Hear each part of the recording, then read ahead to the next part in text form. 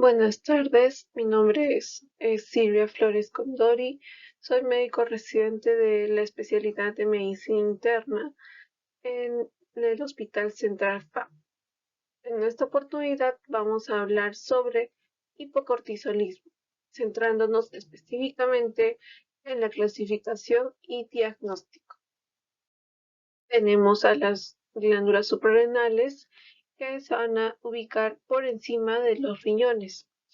Estas se van a dividir en dos partes, en una médula y una corteza.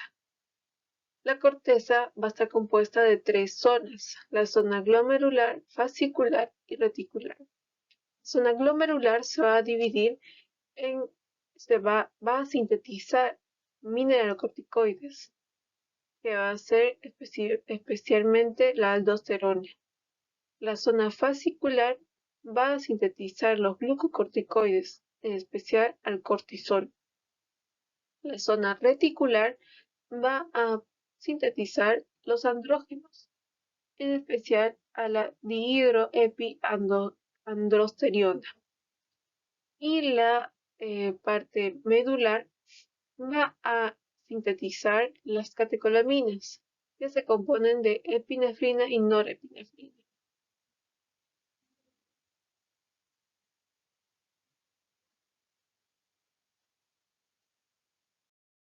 Hablando ahora de fisiología, tenemos que para liberar el cortisol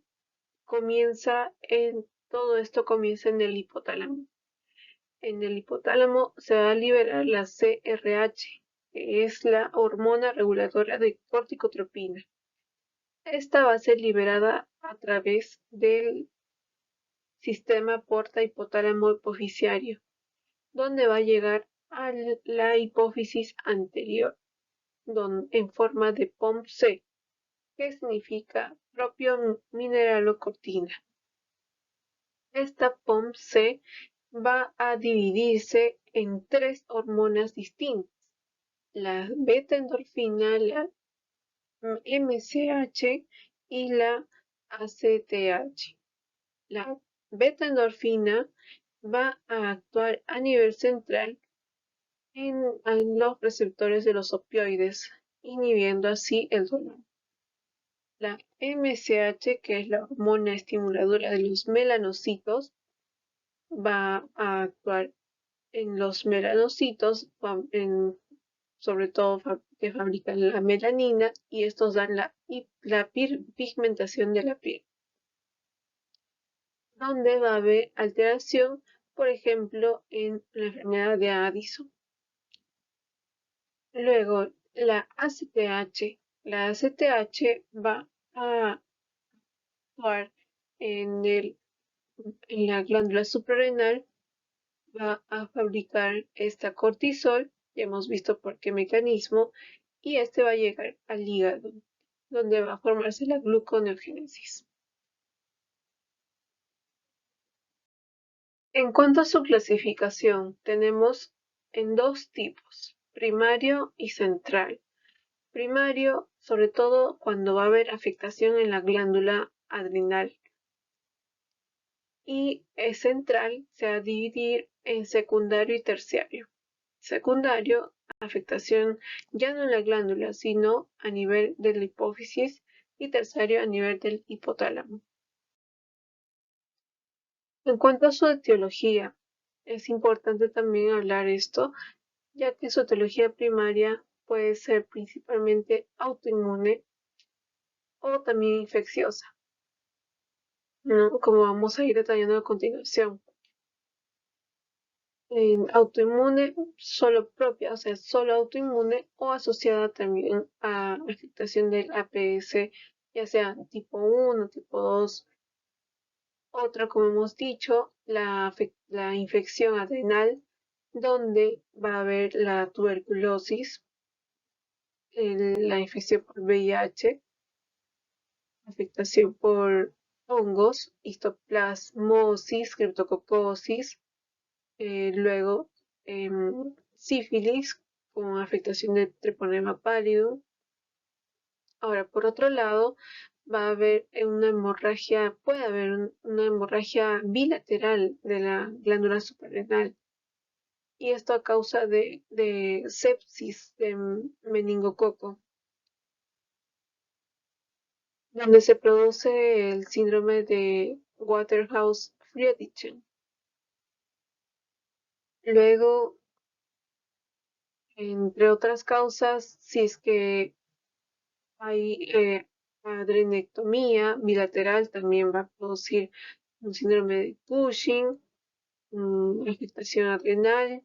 Luego, por drogas, también pueden afectar netamente propia glándula, donde va, por ejemplo, los anticoagulantes como la heparina, warfarina, los aminoglucósidos, ah, los AINES también, o los AINES, los antimicóticos, novalvital también, ofenitoína, rifampicina, van a afectar netamente la glándula, pueden causar insuficiencia suprarrenal y otros desórdenes genéticos. Otra etiología de manera primaria puede ser de manera congénita, hipoplasia congénita renal, donde más importante es la déficit de 21 hidroxilasa, donde va a haber afectación aquí del CYP21A2, que es mutación de gen, y esa es más importante, sí, también. En cuanto a la etiología secundaria, que va a haber afectación en la misma, no va a haber afectación glandular, sino es fuera la hipófisis. Aquí va a haber, puede darse ya sea por una lesión o trauma o lesión que ocupa su espacio. Por ejemplo, un tumor, adenomas, craniofaringioma, ependimomas, meningiomas o traumas en la glándula suprarrenal, donde disminuye la secreción de corticotropina. También que haya irradiación a la glándula, ya sea por tumores que pueden producirse, por ejemplo, leucemia, infecciones infiltrativas, procesos infiltrativos también que pueden causar esto, o el síndrome de Sheehan, que es muy conocido también por nosotros, donde va a haber un infarto de la glándula pituitaria y necrosis. Y va a producir esto disminución en la secreción de la corticotropina. Se produce esto generalmente en desórdenes genéticos, entre otros se pueden citar, como se menciona.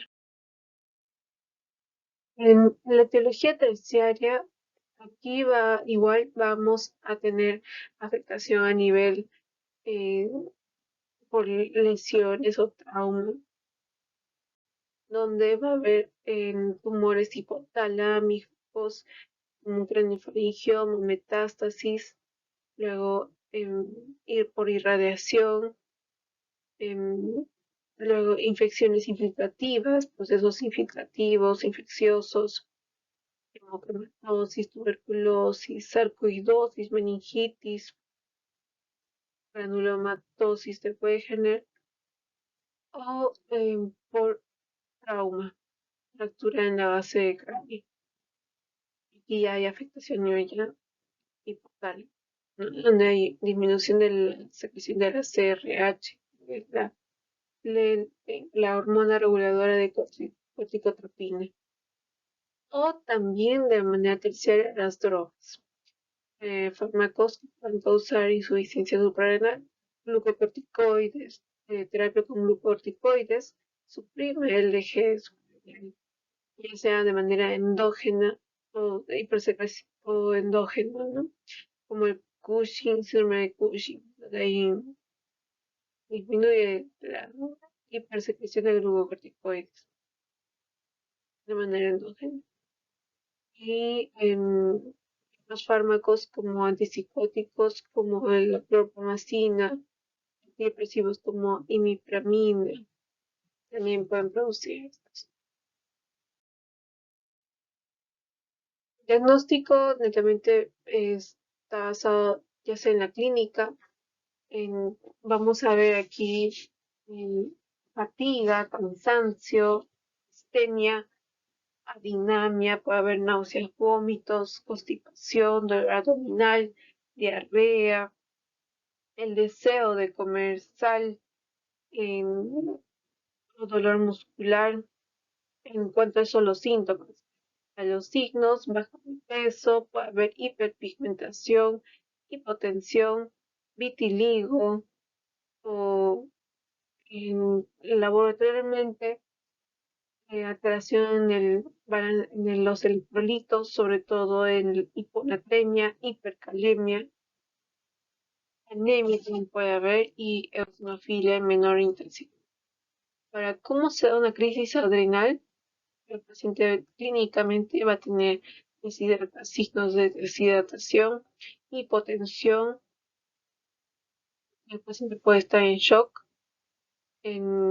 luego náuseas, vómitos, historia de pérdida, ¿no?, de peso, anorexia, dolor abdominal que hemos hablado, un dolor abdominal agudo, hipoglicemia de manera inexplicable, fiebre también de manera inexplicable, alteración de los electrolitos como hemos visto, hiponatremia, hipocalemia, hiperpigmentación de la piel o mucosas, o al otro lado, ¿no?, vitiligo o otra causa autoinmunitaria. Vemos aquí en las imágenes ejemplos de cómo puede haber afectación a nivel de pigmentación en la piel de las personas. Vemos y cómo varía el tono luego de recibir el tratamiento en esta paciente. Puede haber hiperpigmentación a nivel de los surcos de la mano, en las mucosas también, o en las uñas. En cuanto al diagnóstico, nos basamos sobre todo, lo ideal es medir el cortisol a las 8 am y esto es de acuerdo al ciclo circadiano. Si tuviéramos valores menores de 5, tenemos el diagnóstico 100% confirmado de que se trata de una insuficiencia suprarrenal. Si es que tuviéramos valores mayor de 15, está descartado de que pueda ser esta enfermedad, pero si tuviéramos valores entre estos dos, de 3 a 15, o de 3 a 5, o de 15 a 3, tenemos que hacer una segunda prueba, que es el test de estimulación con corticotropina. Si este saliera mayor o menor de 18, si este saliera menor de 18, confirmamos recién que tenemos insuficiencia suprarrenal. Ahora, una vez que tenemos la insuficiencia suprarrenal, tenemos que ver si es de manera primaria o secundaria.